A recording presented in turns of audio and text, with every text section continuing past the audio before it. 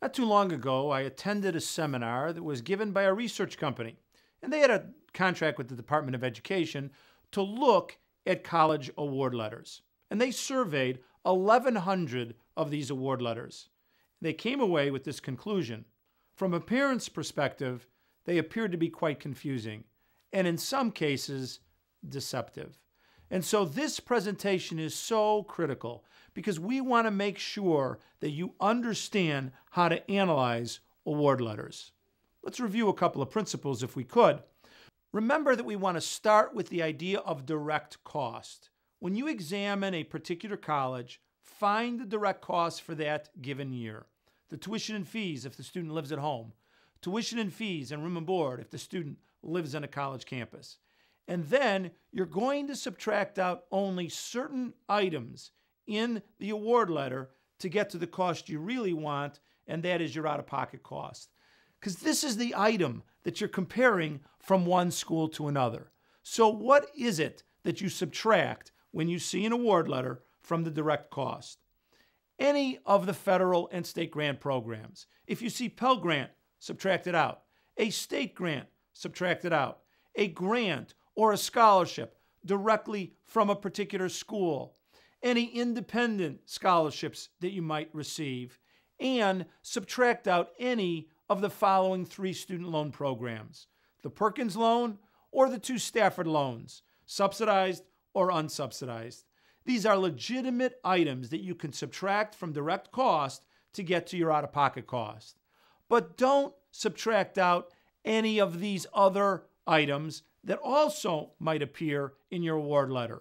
I wouldn't subtract out campus employment, the idea of work-study. Sure, it's valid, but the student has to get to the campus, find a job, work, and they're going to get paid as they go. So I wouldn't subtract out that item. I would look at that item as a way for the student to handle spending money on the college campus. The other item you certainly do not want to subtract is if you see PLUS. PLUS is the parent loan to undergraduate students. We talk about PLUS. It's an opportunity that parents might use as a way to manage their out-of-pocket cost, but it shouldn't be considered a part of a financial aid award letter.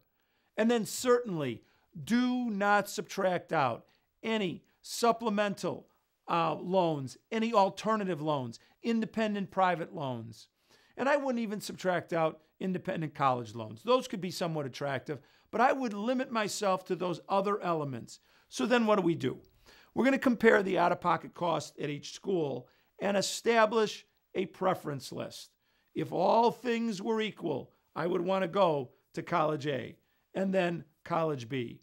Identify the student's number one choice. If indeed that is affordable to you and the most affordable, you're ready to make a college decision. But if another school is more affordable, then you have a couple of options. One of the options is you could choose that second choice school. It might work out extraordinarily well, even though it's not the student's number one choice. You could decide that the extra cost of choice number one is a valid extra cost, one that you're willing to find out, figure out a way that you can come up with that money and pay for it. Or in some cases, you can go back to the number one choice, have a conversation, and see if they're willing to work with you. You can never get to that point unless you know how to correctly analyze all of your award letters.